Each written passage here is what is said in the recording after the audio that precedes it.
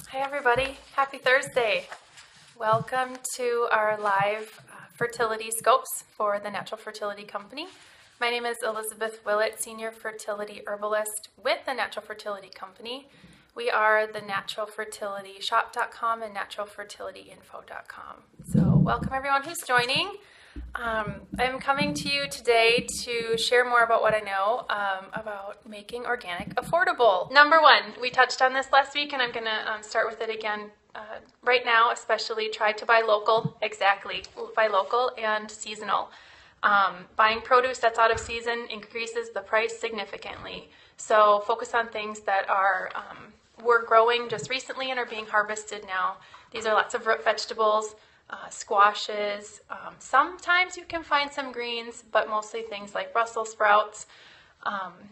Some tomatoes may be left in certain places. I know I still have peppers growing, things like that. So anything that grows under the dirt, squashes, pumpkins, stuff like that's going to be growing now and available now for you. So try to make a trip to your farmer's market. That will definitely show you what's available now. They're certainly not going to have the things that were growing a long time ago. But most of these people are seasonal growers, and they're probably also growing in an organic way. You're going to find many who aren't necessarily able to be labeled USDA organic. That's a giant undertaking that has a ton of paperwork, and it actually is rather expensive. Takes a lot of time and effort to do. But many of the people who sell their wares at farmers markets, or sell their goods, foods and things at farmers markets, grow organically. They follow the same standards. They just haven't quite done all the paperwork or put the effort and money into doing that paperwork. So talk to them about how they grow their things, or if they have suggestions for you. Or maybe consider browsing around your neighborhood, your backyard, the parks and the hiking spaces near you. I know that it can take a lot to learn how to wild harvest mushrooms, but there are lots of mushrooms growing now. And there are some plants too. Certainly do your homework or go with someone who knows what they're doing if you're going to do that. But there are many wild things that grow around us. There could be some edible flowers that are growing right now, some edible greens. I know I still have dandelions in my yard. Dandelion greens are edible. As long as no one sprayed them with any, chemicals, you can actually pick that dandelion leaf and put it in a salad. A wonderful bitter, certainly. So think about that. Or maybe growing your own food. I know this isn't something that most people think about. Those of us who live in cities or surrounded by concrete, it's not really a go-to thought. But a lot of plants like containers and like little pots on windowsills. It is fairly easy to sprout your own, make your own sprouts, and to grow microgreens in pots on windowsills. There are numbers of different inexpensive kits out there, and sprouts and microgreens specifically are, really packed with nutrients. Tomatoes can be grown in pots on decks or patios. Cucumbers potentially could even be there. There's lots and lots and lots of fruits and veggies that do really well in pots as long as you remember to water them, right? So if you have space in your yard and you just don't want to mow it, consider starting a garden. I know here it's fall, soon to be winter, and things don't grow very well outside anymore, but we do have a rather lengthy growing season actually, and it works even in small plots to grow some of your own food. My own garden is completely packed and overgrown, but it does really well, and it's pretty small. It's pretty fun. You're growing peppers. That's awesome. No, I don't think you can eat pepper plant leaves. I'm not 100% certain about that, but not. I grew radish and tomatoes this year. Awesome. And was it easy?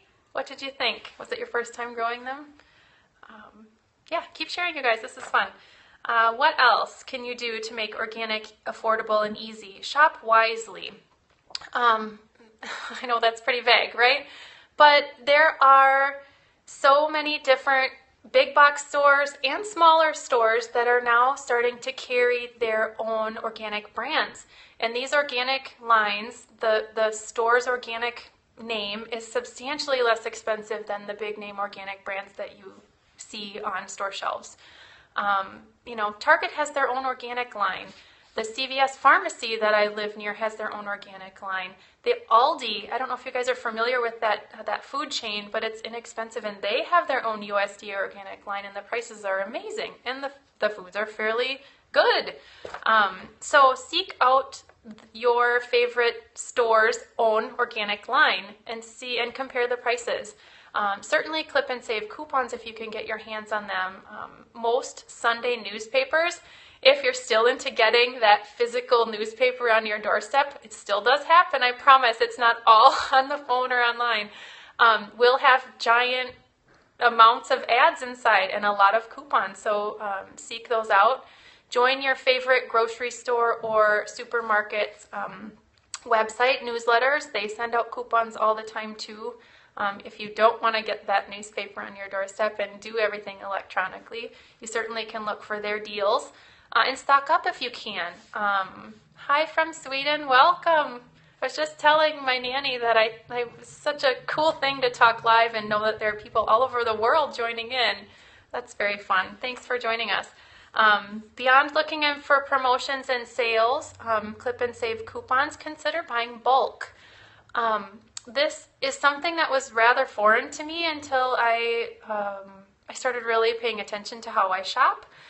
In fact, I remember thinking, how am I going to bring my own jar, fill it up, and not pay for the weight of the jar? Like, it took me a while, and I finally worked up the nerve, silly I understand, but to ask the manager of the bulk aisle how to do it. And she showed me, and it's super easy, and there's a lot of things that you can buy in bulk. Save packaging, you don't have as much waste, you can use your own container, you can buy as much as you want. You don't need to buy 5 pounds of rice, you can buy a half a pound, and all sorts of different things, of course, as well. There's actually a website, an article that I love. We're not affiliated, but I just found it the other day when I was looking for something from the website Green Living Ideas. I don't know if you'll be able to see this, so take a screenshot. greenlivingideas.com, how to shop in the bulk foods section. There's the URL. Take a screenshot. You might need to zoom in.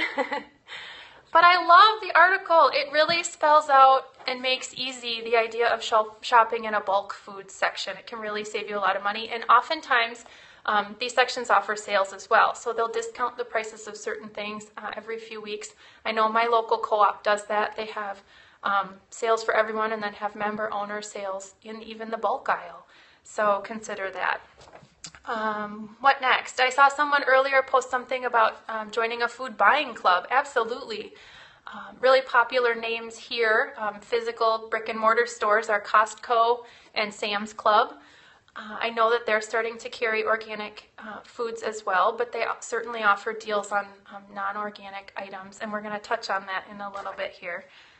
But I know that online food buying clubs are places like Thrive Market. You may have heard of them. There is a membership fee, but read about it. I think many of you will find it's worth it, but they offer organic foods at less than store shelf prices, so you could consider Thrive Market. Or I've heard of a program called Azure Standard. That's A-Z-U-R-E, Azure Standard. So anyway, if you're interested in a bulk buying club or joining your friends and going together on things and bulk buying in that way, do your research. There are many more out there than what I've stated now. And of course, choose minimally processed foods. With conventional foods, we find that oftentimes those that are really highly processed are cheaper. But in terms of produce and meat and things like that, when you're purchasing organic, if you're able to purchase less processed things, they're typically less expensive. One really good example is chicken. If you want a free-range organic chicken, you're going to find that ultimately buying the whole chicken is less expensive than buying just the deboned, deskinned chicken breasts. I know that for some people the idea of buying a whole chicken is a little bit crazy. It was for me for a while because I grew up in a farm family and we butchered our own chickens, so there was a point in my life where I had to go without it because I remember that experience. But now in my adult life, when I have to adult on my own without my parents, and I'm spending my own money on food, right, I've realized that buying a whole chicken is really economical. I can put the whole thing in a giant pot of water with some vegetables like onions and garlic and chicken and celery and boil it down. And I end up with this wonderful poached chicken meat that I can use in anything else, salads, sandwiches, soups. whatever you want. Tacos, I love chicken tacos. And then I have that broth left over. Basically, I end up making my own chicken stock, and it it verges on bone broth actually, depending upon how long you cook it. So you can reap the benefit of buying a whole chicken and using all of that meat in different things. And if you don't like to just eat the dark meat, you can add it to add it to your salads or sandwiches or things like that, and pack it full of veggies and some sort of yummy homemade spread, whether it's avocado or some sort of soft cheese.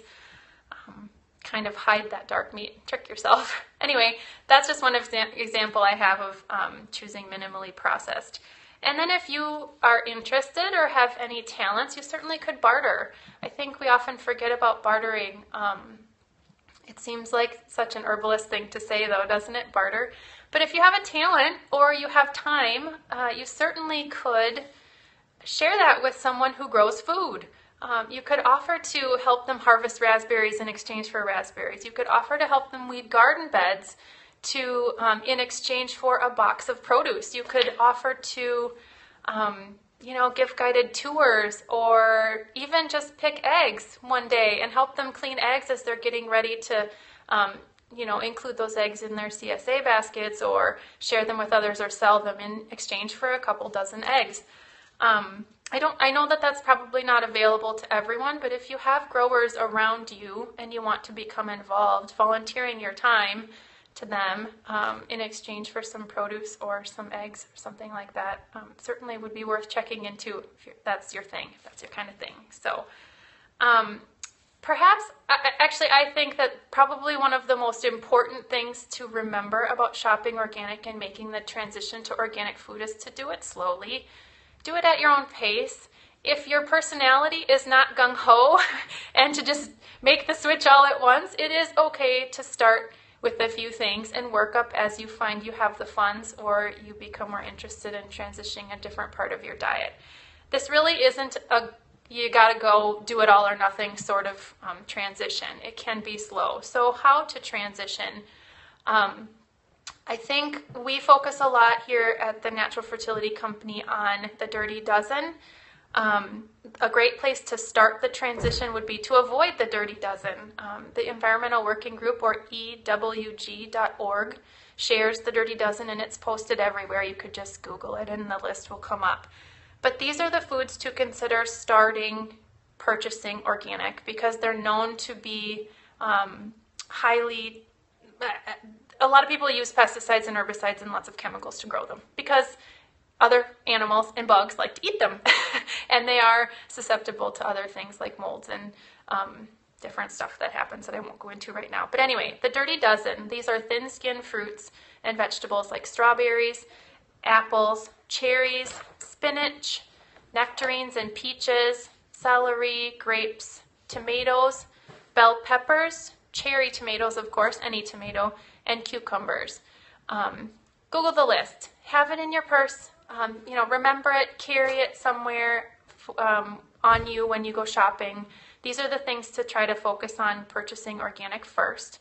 Certainly, seasonally will save you some money. Again, we talked about that. And then choose the Clean 15. I'll let you go to the Environmental Working Group or Google that as well. But those things, there are actually 15 and more foods that are considered clean and not a lot of pesticides are used on them. But I need to jump back just a second because I know if our shop manager Natalie is watching, she's going to be like, mushrooms! Mushrooms are another one that should be on the Dirty Dozen list. It seems bizarre to me. She just taught us this, but mushrooms are not often grown organically, and they need to be. They leach and pull things out of the soil that aren't necessarily the best for us to be consuming. So choose organic mushrooms, organically grown mushrooms. I think you may find that leafy greens and hot peppers are on that list too. So anyway, dirty 15, not dozen. I just added 3 to the list. So anyway, what else? Making the switch to organic, to go back to that part of the talk, if you eat meat, animal products or dairy, try to choose organic or grass-fed dairy or from growers who follow those guidelines, whether they can sell or market their products as that or not. My family purchases a quarter of a beef periodically, every so often, every couple of months, and we purchase from growers who pasture their beef. I don't know the growers. We just go through a meat locker, basically. This all sounds kind of gross if you're not a meat eater, but I am, or my family is. And so they don't sell their beef with the USDA organic label on it, but they follow all of the growing practices and they have the paperwork to prove that. And you certainly can drive by the farms to see the vast spaces that the cows graze in. So anyway, meat and dairy should be organic if you can and if you consume them. And another tip on that note is if you're not wanting to, if you're feeling like consuming organic meat and dairy is expensive, which it can be, try to go meatless 1 or 2 days a week. There are a number of ways to get protein from foods, from other foods that aren't animal products. Beans, legumes, and things like greens. Get back to beans. Black beans, chickpeas, split peas, and lentils are really high in protein. Nuts and seeds are, and so are whole grains. And I think this time of year it feels easy to do that because there's so many chili recipes, and we're entering fall. We're into fall and nearing winter here. And chili just sounds yummy, and it's like soul food. And you can do lots of different chilies and soups and stews without meat, and beans are in place of them, and they're delicious. So you can consider maybe a meat-free day or two to help save a little bit of money. And then the last tip I have in terms of making the transition is to choose cage-free eggs if you can. There are studies proving that they're higher in omega-3s and nutrients. And a lot of growers are going that way, it's my understanding, but these aren't necessarily expensive either, although egg coupons are popular in that Sunday paper. So anyway, consider cage-free eggs. And those are the tips I have for you. I know I kind of zoomed through them, but these are things that I focus on. Again, I don't want you to feel like you have to make the switch now, all at once, I guess is what I mean. Just start where you're at. Find things that you consume a lot of and consider transitioning those products or those foods to organic first, and then slowly making your way up the list, and definitely seeking out the deals in your area at your local supermarket and where you shop. And if you're not sure, ask someone. They have staff there to help you know, what their organic line or brand is, if they have a natural food sort of section or anything like that, if you don't explore it.